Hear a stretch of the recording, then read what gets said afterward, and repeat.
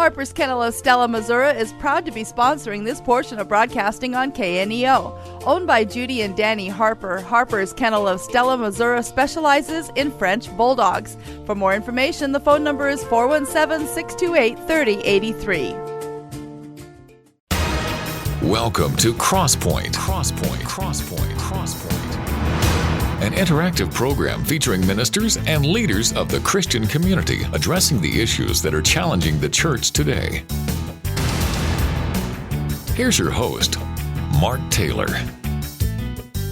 America was established by divine providence, and America's founding gives evidence of this. Welcome to Crosspoint. I'm Mark Taylor. Today, my guest is Jerry Newcombe. He's the senior producer for Coral Ridge Ministries Television, and he has authored a lot of books, and him along with Peter Lillibach have put together a book, and they discuss the blessings of liberty, and that's what we're going to be talking about today here on Crosspoint.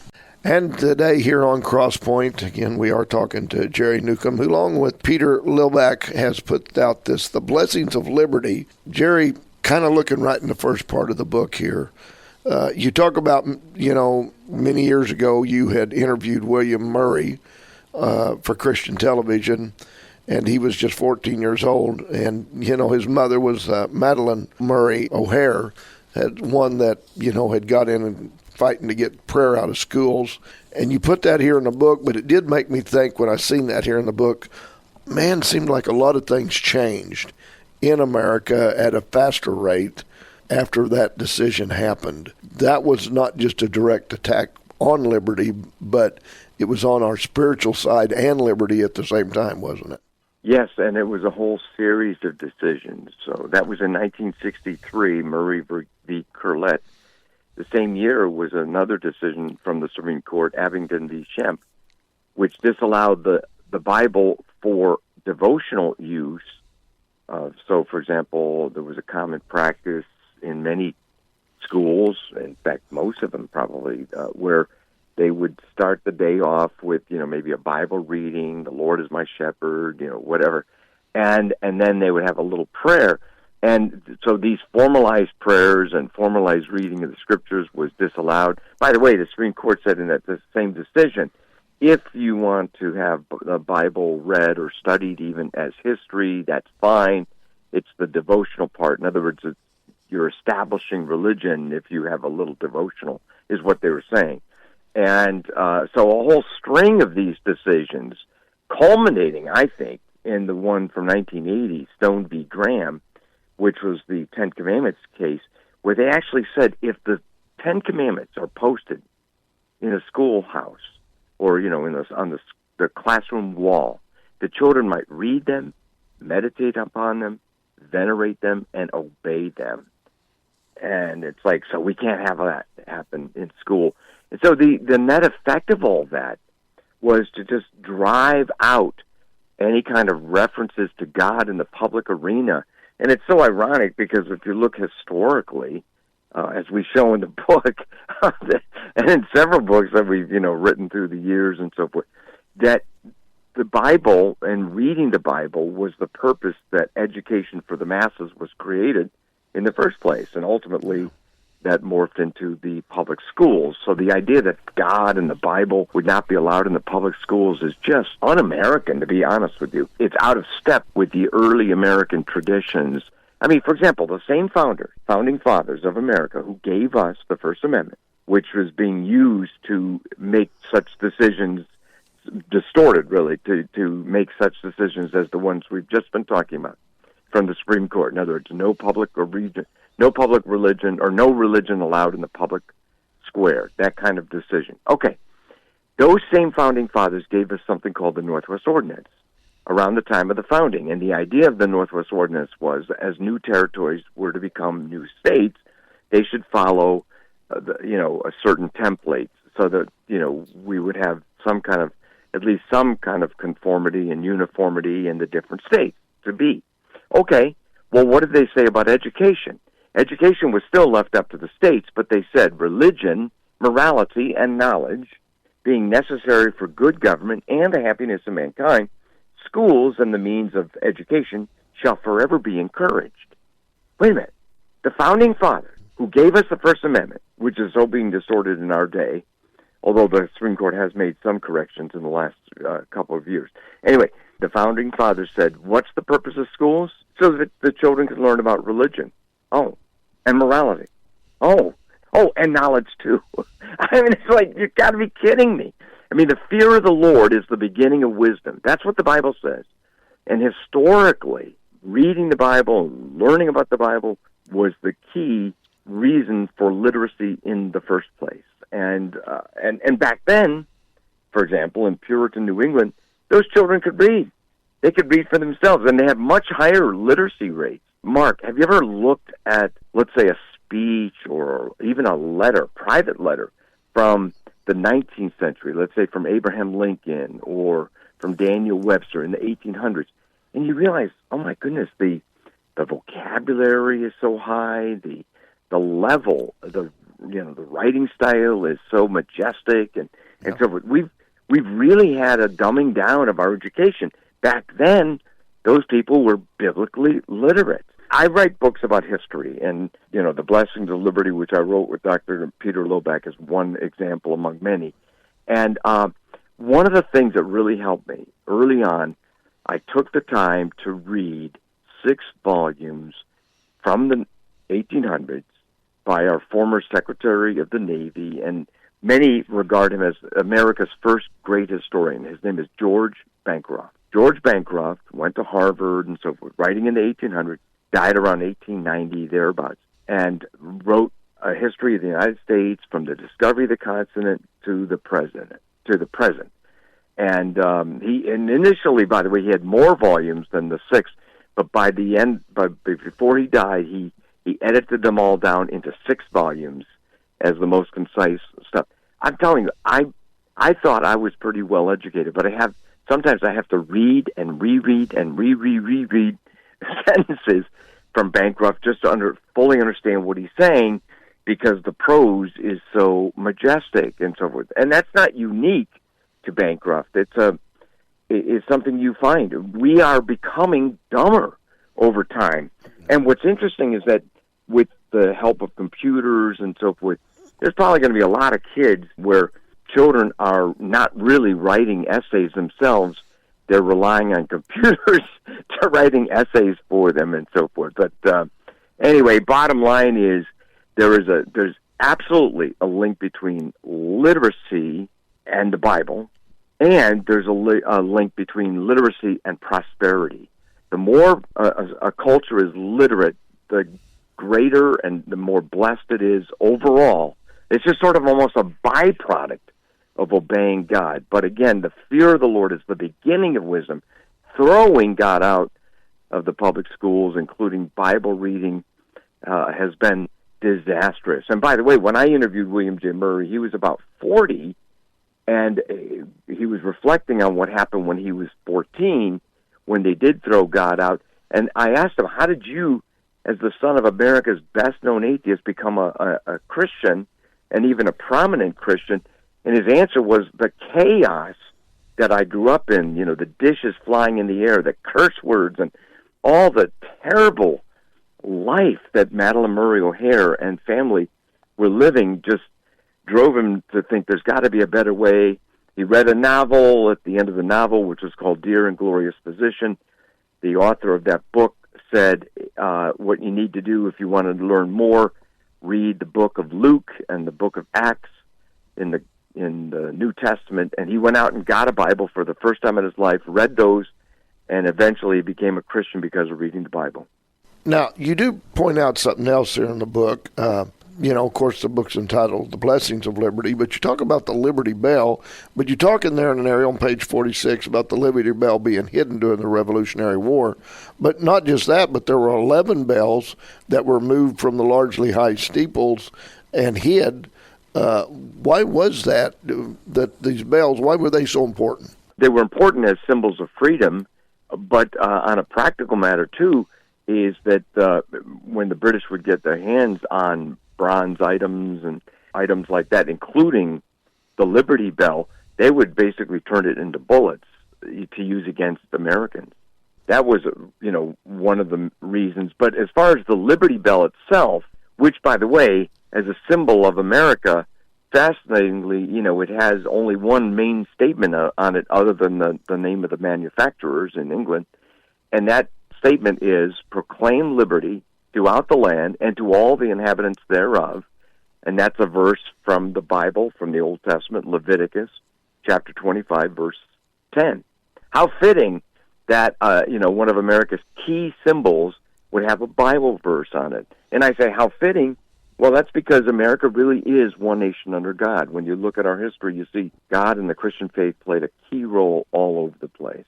By the way, the Liberty Bell was cast in 1751, and it was made, the main theory goes, it was made to honor the 50th anniversary of William Penn's Charter of Liberties from 1701, which is very radical in its day. It basically allowed for religious freedom and freedom of conscience, throughout that colony of Pennsylvania.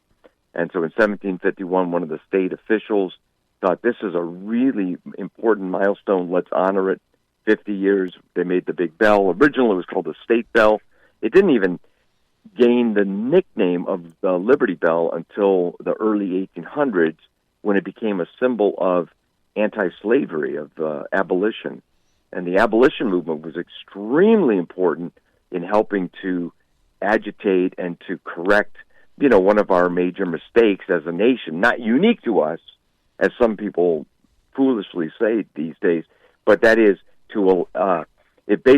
they wanted to uproot slavery, and they did succeed, so at the cost of 700,000 or so men who died in the Civil War, but it did happen. And by the way, 1835, at that time, two-thirds of the members of the Abolition Society in America were preachers of the gospel of Jesus Christ. Yeah.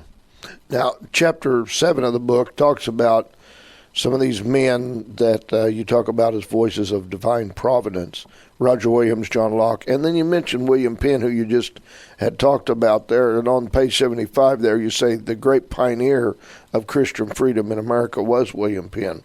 Why was that? Well, William Penn himself was a lawyer, an attorney, but he was also a Quaker minister.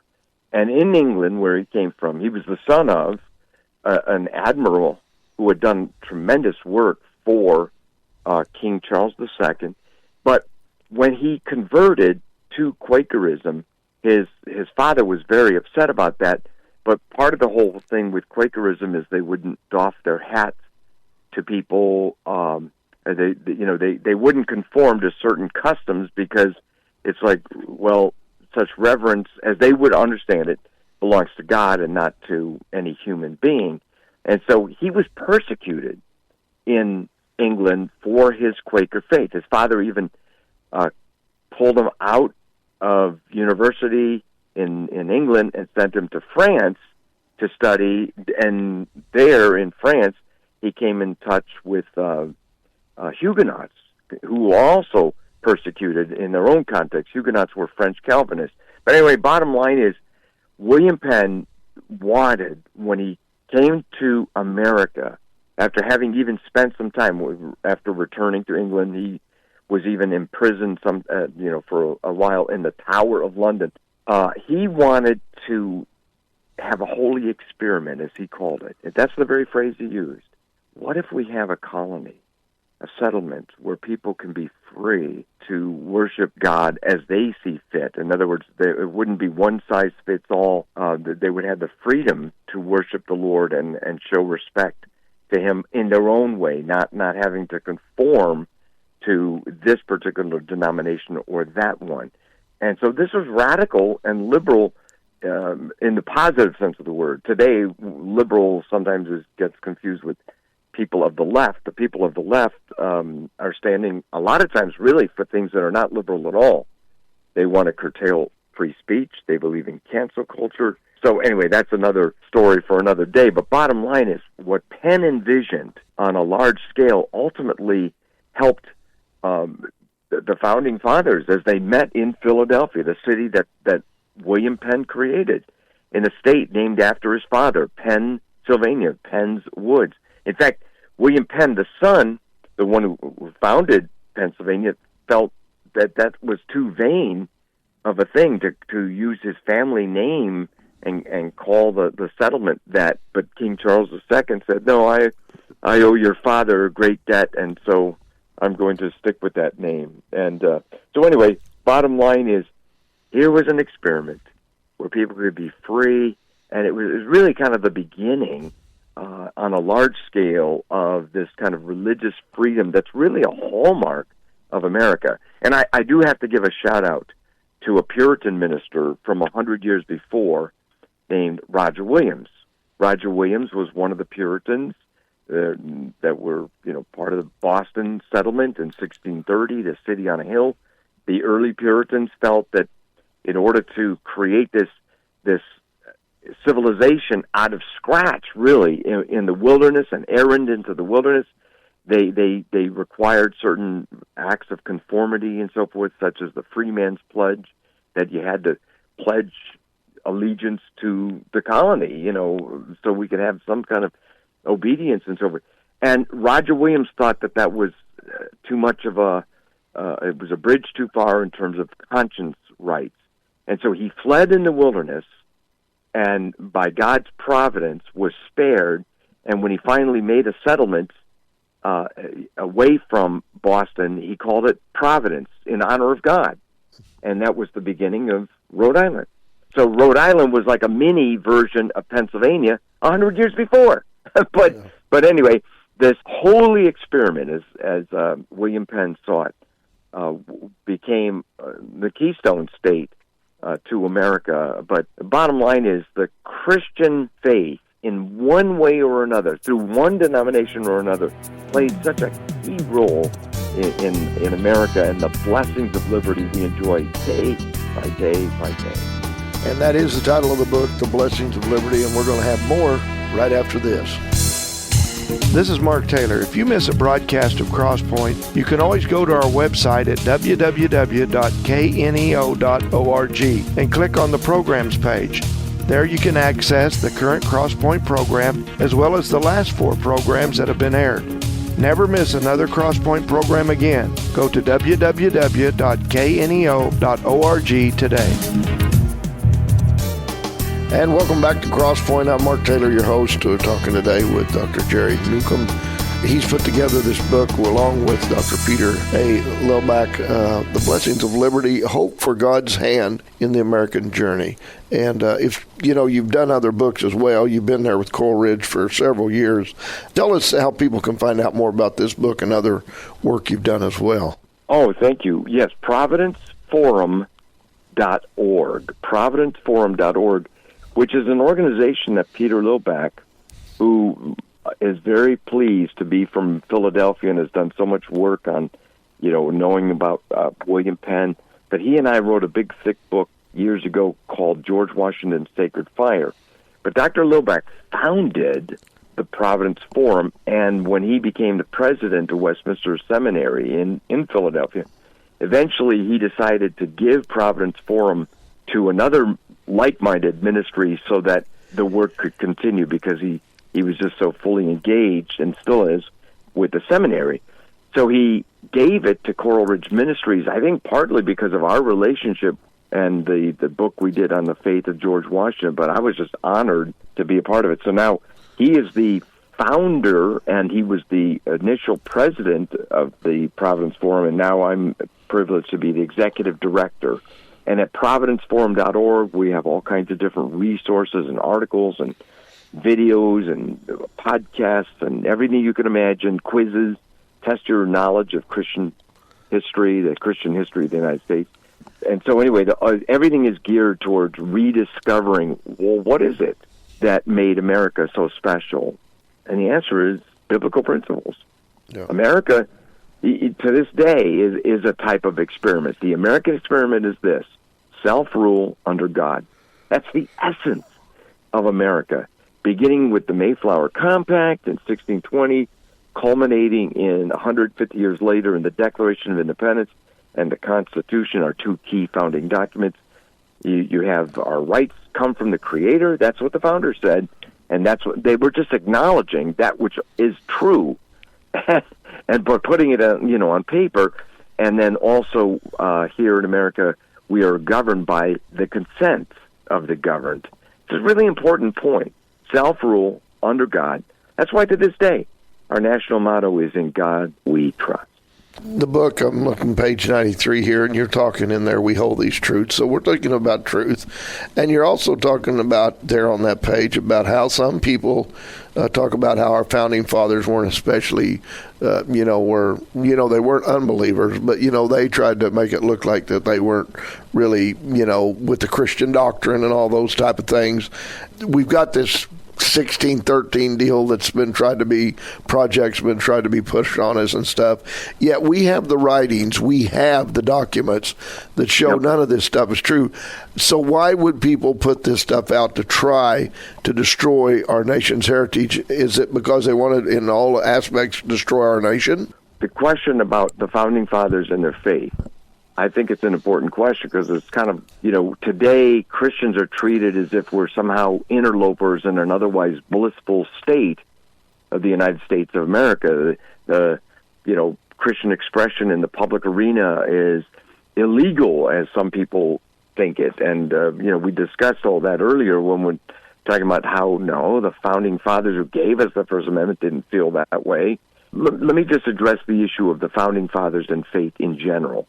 The vast majority of the founding fathers, the men we call founding fathers, let's say we're beginning with the First Continental Congress, which met in Philadelphia, Carpenter's Hall, 1774, through around 1800. Okay, let's call that the founding era, if you will. So that includes the 56 men who met in Philadelphia and agreed and gave us the Declaration of Independence, or the 55 men who met also in Philadelphia, who gave us the Constitution 11 years later.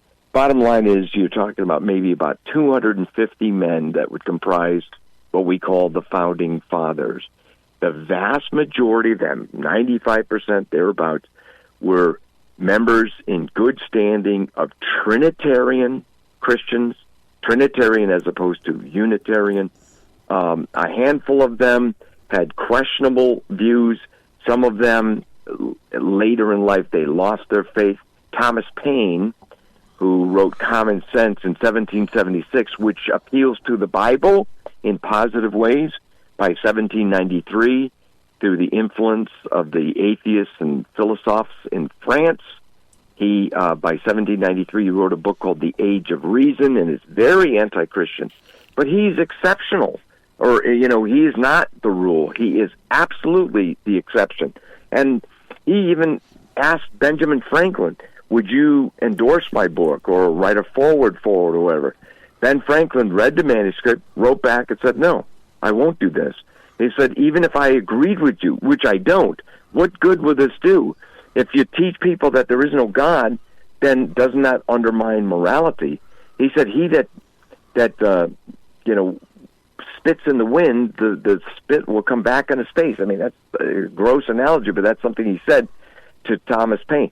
But bottom line is, even the two or three exceptional people, or people that didn't necessarily have, an orthodox Christian faith, even they had some core beliefs that are really important to understand. For example, I just mentioned Benjamin Franklin. Benjamin Franklin was not an Orthodox Christian by our understanding, even by the end of his life. However, during the time of the Constitution, when they were actually meeting for those 4 or 5 months in the summer of 1787, after a month and a half, when it was pretty slow going, he got up and he gave an impassioned speech saying, in effect, we need to pray. I have lived for a long time, and the longer I live, the more convincing proofs I see of this, that God governs in the affairs of men. And if a sparrow cannot fall, without his notice, can an empire rise without his aid? We have been assured, sir, in the ancient volume that unless the Lord builds the house, they that labor in vain. So he asked for them to pray. And a variation of what he asked, fulfilling the spirit of what he wanted them to do, to pray together, was followed in a few days when they met in a local church and they prayed together and the Constitution was produced. Even so, in other words, even the unbelievers that they had amongst them were, like card-carrying members of the Christian coalition by today's standards, if that makes sense. I've even co-written a book about the faith, or the lack thereof, of Thomas Jefferson. It's called Doubting Thomas, but it's shocking to realize, and most people don't know this, but in 1777, the year after he wrote the first draft of the Declaration of Independence, Thomas Jefferson, as a layman, helped create a church in Charlottesville, which was an evangelical church. The minister they called was an evangelical minister with whom Jefferson corresponded for years, Charles Clay. In fact, in our book, Doubting Thomas, which I co-wrote with Mark Belios, we have in the appendix, or appendices, 2 of the sermons from Charles Clay that have never been in print to our knowledge. And you read them, and it's like, this is straightforward gospel preaching. Yes, and that's the minister, Jefferson and other lay people, but Jefferson was the leader. He wrote the agreement, the establishment, the covenant, or whatever, the subscription is the word they use, for the creation of this evangelical church, which met in the local courthouse there in Charlottesville, Virginia. One scholar, Donald S. Lutz, who wrote The Origins of American Constitutionalism, once said in an interview for us at Coral Ridge Ministries, he said, all the founding fathers, even the few perhaps skeptical-minded amongst them, all of them knew the Bible, and they knew the Bible down to their fingerprints. And I think that's a profound, profound point.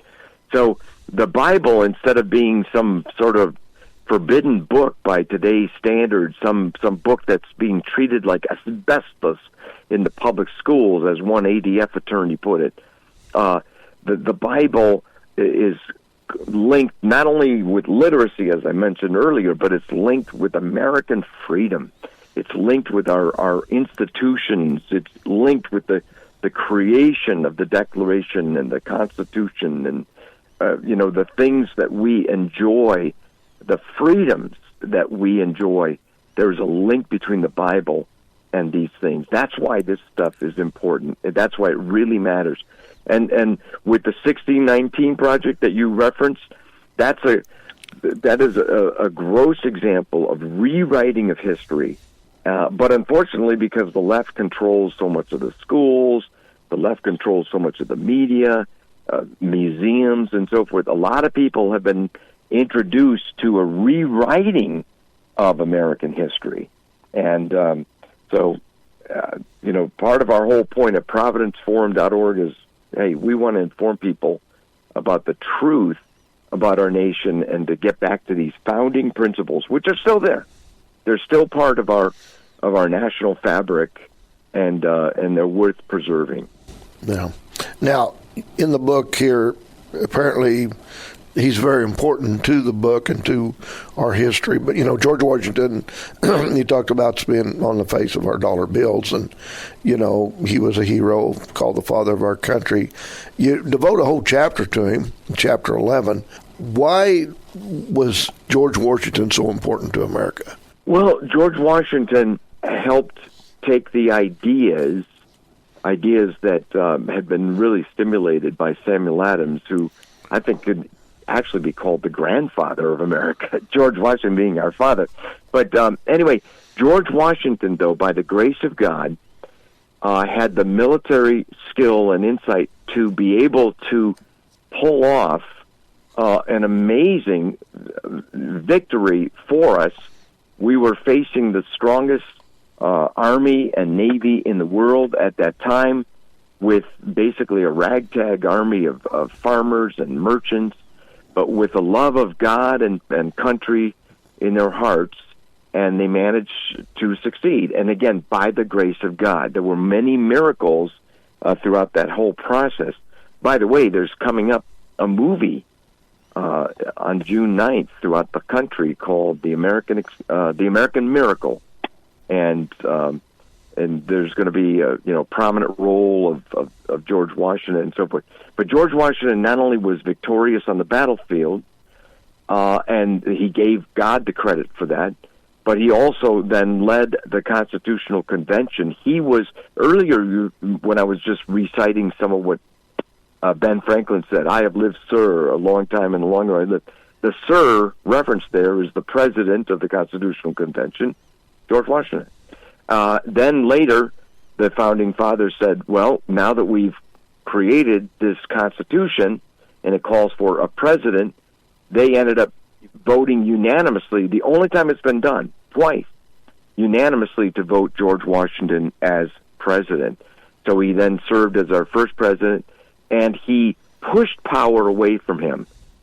He could have been in there for life if he had wanted to. He could have died in office the way FDR died in office, but he didn't. He wanted to get back to his farm. In fact, one of the references to him, they likened him to General Cincinnatus back in the Roman era, who was called out of retirement, served in the Roman army, was successful, and then retired, as opposed to somebody that, one of these people that just sort of seek power and grab it and then won't let it go, and then, We have a few of those up there in Washington still. Oh, we do. Yeah, we do.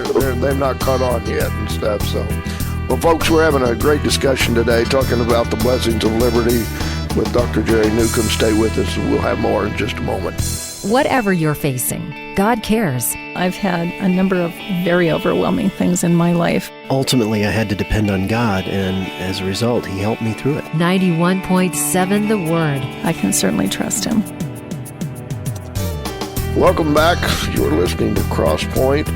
And so glad today to have Dr. Jerry Newcombe with us on our program. We're talking about the blessings of liberty, hope from God's hand in the American journey, along with Peter Lilback. He put together this work here. And if people want to know more about what you've wrote here, I mean, I would think a lot of stuff you do, Jerry, would be really beneficial to homeschoolers and Christian schools and different things like that, where they have the freedom to get these kind of books and use them to teach from.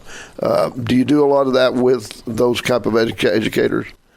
Yeah, as a matter of fact, I'm glad you mentioned that, because even now there's a series of films that I've made for Providence Forum called The Foundation of American Liberty, and it's 7 whole hour-long documentaries, and then the DVD's version of that includes bonus footage, which is like, okay, this is stuff that ended up on the cutting room floor, but it's good to know. It's good to hear these things. But anyway, there's a whole episode on George Washington that we talked about. But even as we're having this interview, we have a team, a husband and wife team, that are very much involved in the homeschool movement, and they're developing a curriculum based on the Foundation of American Liberty series. And so we're very excited about that.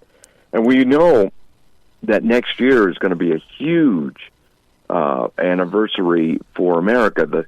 The 250th birthday of America will be on July 4th, 2026. Because it was 250 years ago when the Founding Fathers, by voice vote, voted on and agreed to the final wording of the Declaration of Independence, July 4th, 1776. No. And so that's a big anniversary. And so we're hoping to get, before that time, just get the word out. And by the grace of God, I was able to get guests like Dennis Prager and Bill Federer and Peter Lilback and David Gibbs III and Judge Darrell White and Alveda King and Eric Metaxas and Oz Guinness and just all kinds of different guests, Janet Ellis, to talk about America's founding and to show how God and the Christian faith played a critical role in that founding. But so, yes, the curriculum is even as we speak, curriculum is being developed about, America's true Christian story. Good. So another part of the book in here, you talk about our national anthem. And I'm just going to read in between the lines here on page 136. It says, today, many millionaire professional athletes who have the privilege to earn their millions while pursuing the happiness of professional sports find it more fashionable to shun the national anthem. You say they are at war, as it were, with America as it was founded. You say most Americans, however, do not know the complete story of how America's official song came into being. Touched on two or three things there. We've had some real issues, with this, people disrespecting our country and stuff. But why the national anthem? First of all, the national anthem gave rise to our national motto, which is "In God We Trust." And this be our motto, "In God is our trust," is the way it is actually worded.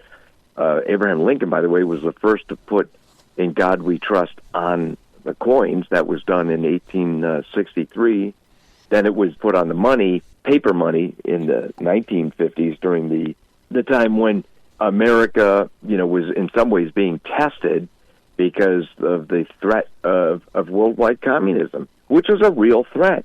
It was a real threat in its day. But anyway, what happened when Britain declared, or we had a war with Great Britain in 1812, the War of 1812, 2 years later, 1814, in that summer, this is amazing. A lot of people don't realize this. The British invaded Washington, D.C., which wasn't very well developed at the time. They burned the Capitol down. They burned the White House. And then a storm came up and they had to leave.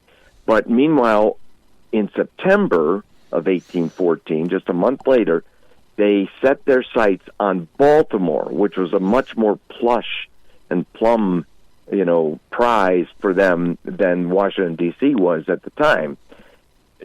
Just in terms of the luxuries or, whatever, everything. I mean, Baltimore was much more developed as a city.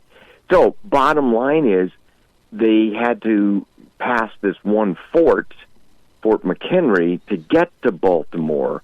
And so they bombarded Fort McHenry overnight, and an American who was part of a prisoner exchange situation, he was basically captive over one night on a British ship, could not leave. He witnessed himself what was happening in the middle of the night as the British were bombarding Fort McHenry, hoping to, get that done, out of the way so that they could then go to Baltimore. Instead, when the dawn's early light were to shone, he saw that the flag, although pockmarked, hit by bullets and so forth, strafed or whatever, it still was there over Fort McHenry. Our flag was still there. And he wrote a beautiful, stirring poem about this, and the Star-Spangled Banner, and it ended up resonating with people and eventually was set to music. And by the early 1930s, it was officially adopted as our national anthem. And as I say, it became the origins of our national motto, "In God We Trust." So for years, it had been, a popular symbol, and it represented people being pleased to be a part of the United States of America.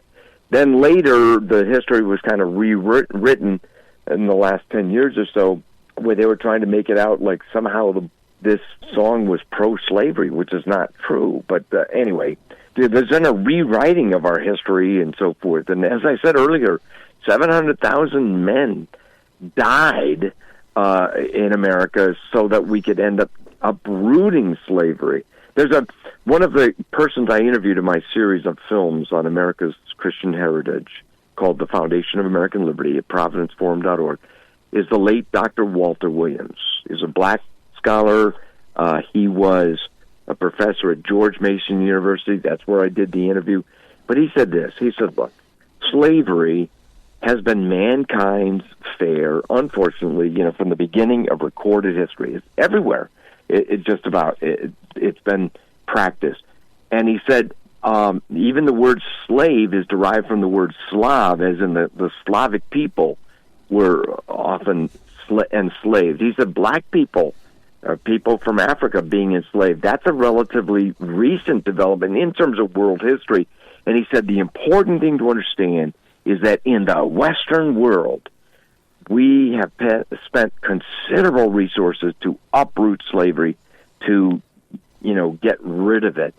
So what's happened is, there's been a lot of rewriting in history, and so all of a sudden George Washington, who, yes, he was a fourth-generation Virginia farmer.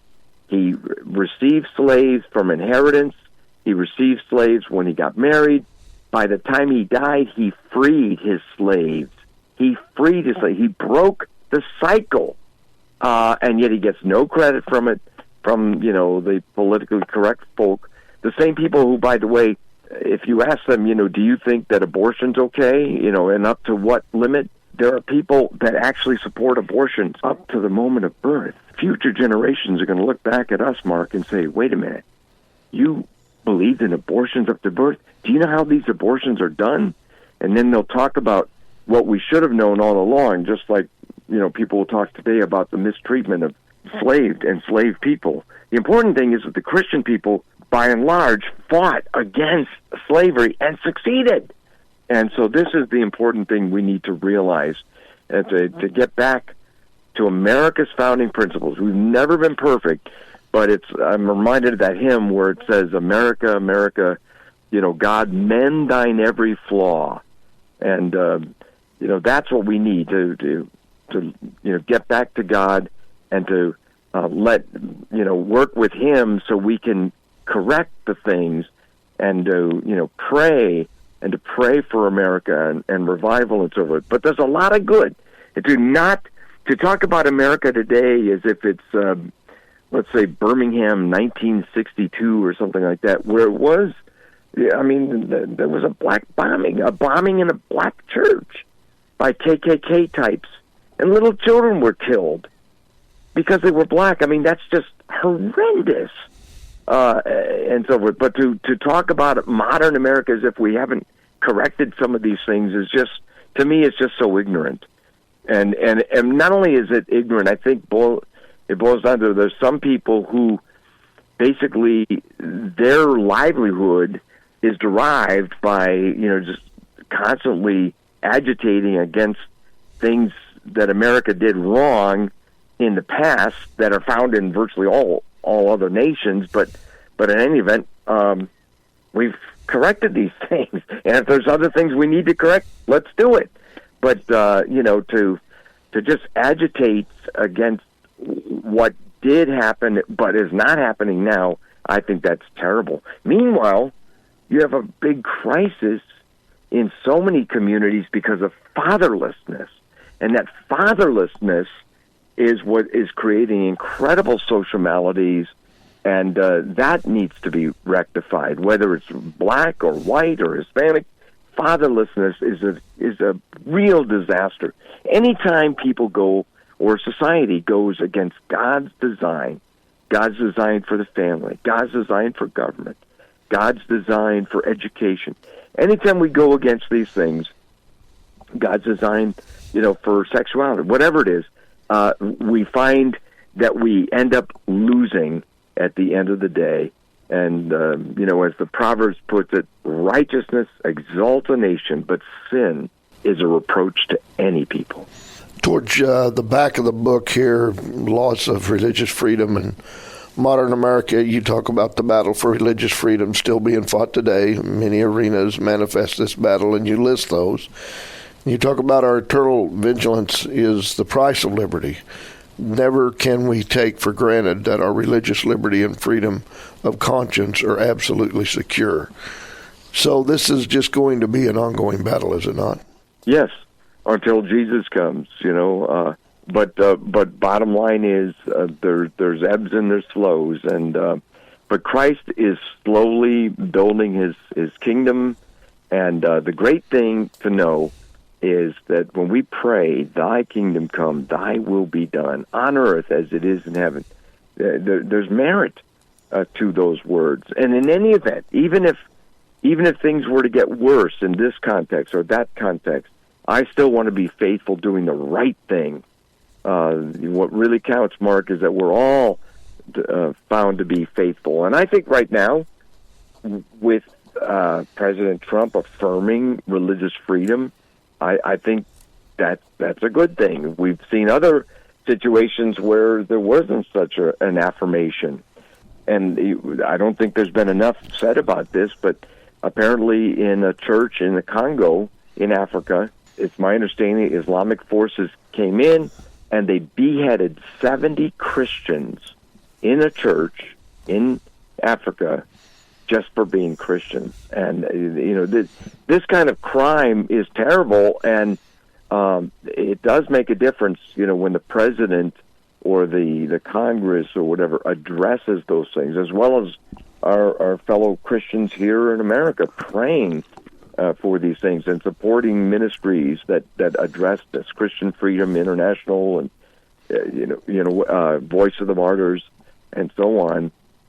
So bottom line is, though, we have a very powerful enemy in the devil, and the book of Revelation says in chapter 12, he is full of fury, knowing that his time is short. Well, before we leave here, Jerry, tell people how they can find out more about this Blessings of Liberty and all the work you do there.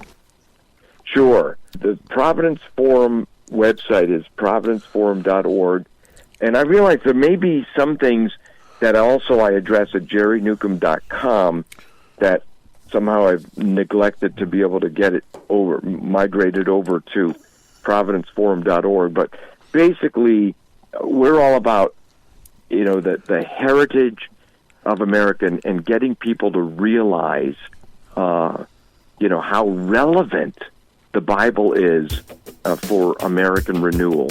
I like the way Ronald Reagan once put it. He said, America is one nation under God. But if we ever forget that, we'll be one nation gone under. That's so true. Well, Jerry, again, thank you so much for being with us today here on Crosspoint and talking about the blessings of liberty. It is a blessing that we do have and we should never take for granted. Thank you, Mark, for the opportunity. Well, wasn't that a good interview today there with Jerry Newcombe? And folks, we never want to forget the blessings we do have here in America and the price it was paid for us to have those blessings. The price it was paid for me to hold this other book in my other hand and for us to have it is the Holy Bible, the words that we need to live by each and every day, because it contains all the right directives for life and how we need to walk it out. The Bible is the very inspired words of God, and its words are never outdated. It contains the most important words you're ever going to read and certainly need to be following. Be sure and join us again next time as we again discuss issues that are affecting the church. Have a great week. Allow God to use you for his purposes so that greater things can be done. Make your life count in God's plans for eternity. I'm Mark Taylor. Crosspoint is a program produced in Studio 101 at KNEO Radio. Not all of the views on Crosspoint reflect those of the management or staff of KNEO. You may contact the Crosspoint program at 10827 Highway 86 East, Neosho, Missouri 64850, or by email crosspoint@kneo.org. You can hear Crosspoint 4 times a week: Saturday morning at 1, Saturday afternoon at 2, Saturday evening at 9, and Sunday evening at 7. You can also listen anytime online at kneo.org.